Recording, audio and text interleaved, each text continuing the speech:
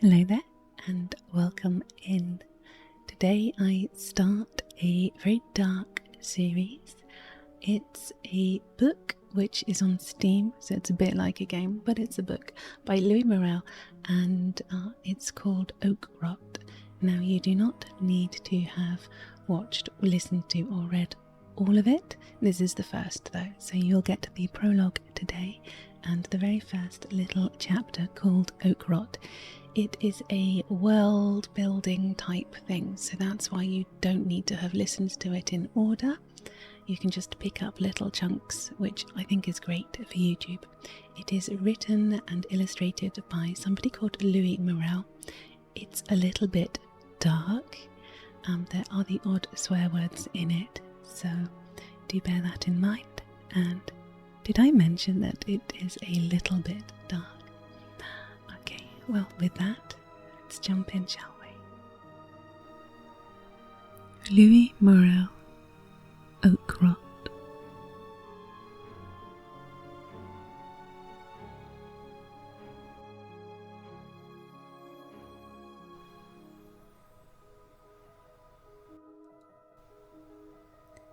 Prologue. Long ago there was just the wild and never-ending horizon of green trees. Then something happened, something so small, akin to a spark, and, like a spark, something so fragile it could fade in a moment. And yet, if it were to walk down another path, it could cause a towering inferno. Man came. With sharp axes he hacked away at supple wood, skinning and gouging it until its body was unrecognizable.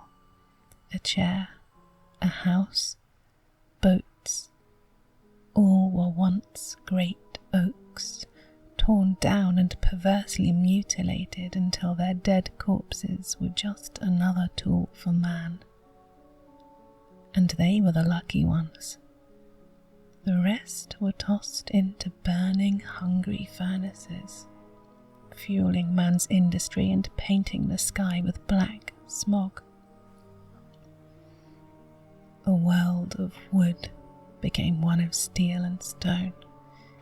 In the corners of the world, the wilderness huddled, a tiny shard of what once was, soon to be consumed like all the rest. But something happened. Man made a mistake. Soon the towering cities were empty, bereft of the lights of industry and the endless uproarious bustle of humanity. And now, nothing, not even a whisper. The wild crawled out of its hiding place. It was so small, as insignificant as a spark, but we already know what hell a single spark can unleash. Roots and vines tightly wrapped themselves around man's world, like a noose around a dead man's neck. The forest hungrily reclaimed the land. Soon, all there will be is an endless horizon of green trees. Perhaps soon there will be another spark, or it could be nothing. For now, all there is are towering oaks and near twilight caused by a great monolithic tree canopy blocking out the sun. Under there you sit, surrounded by roots and dead leaves, tiny and huddled, afraid and alone. But maybe, just maybe, we have found our spark.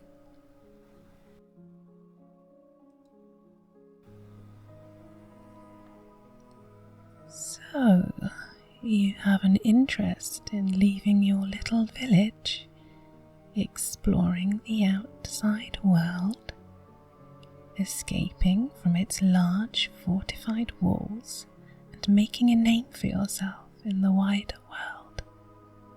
The purpose of this book is to tell you calmly and reasonably why that's a fucking terrible idea, and to catalogue the seemingly endless ways this messed up world can kill you. First,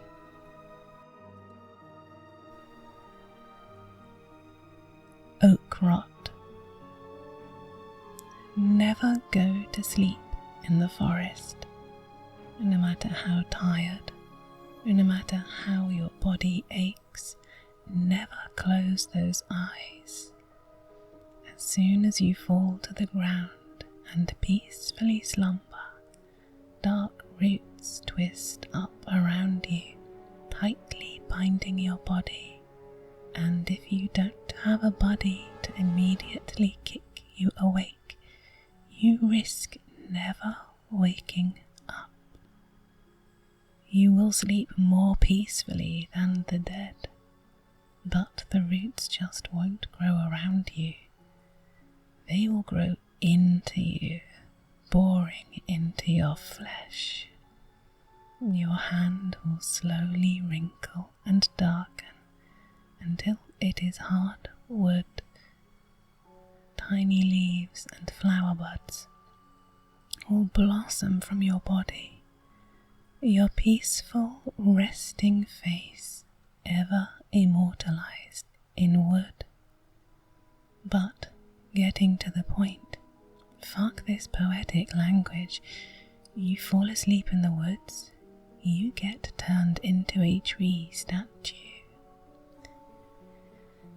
It's feasible to cure Oakrot if it's in its very early stages, but you need a sharp knife and preferably to have not eaten anything that morning, otherwise your stomach's contents are probably going to be all over the floor.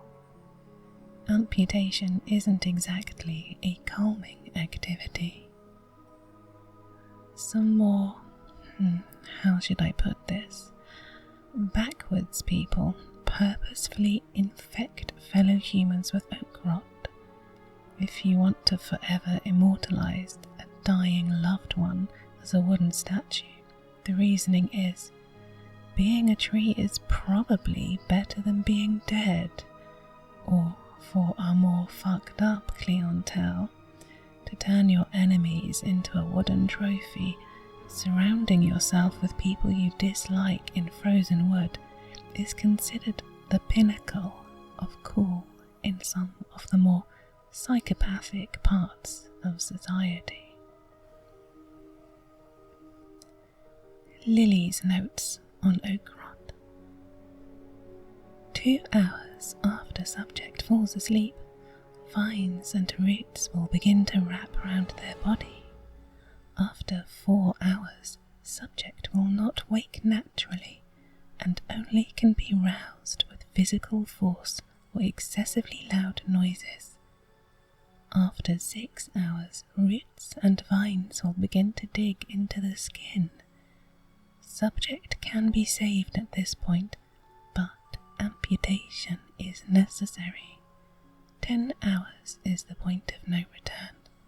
The roots would have sufficiently wrapped themselves around the subject's internal organs, such that amputation would be lethal to the subject. Around 48 hours till subject's total conversion to wood. It seems Oakrot can only directly infect pure strain humans, other animals, and those humanoids who have mutated beyond a Homo sapiens classification can seemingly only be infected after consuming large quantities of black oak.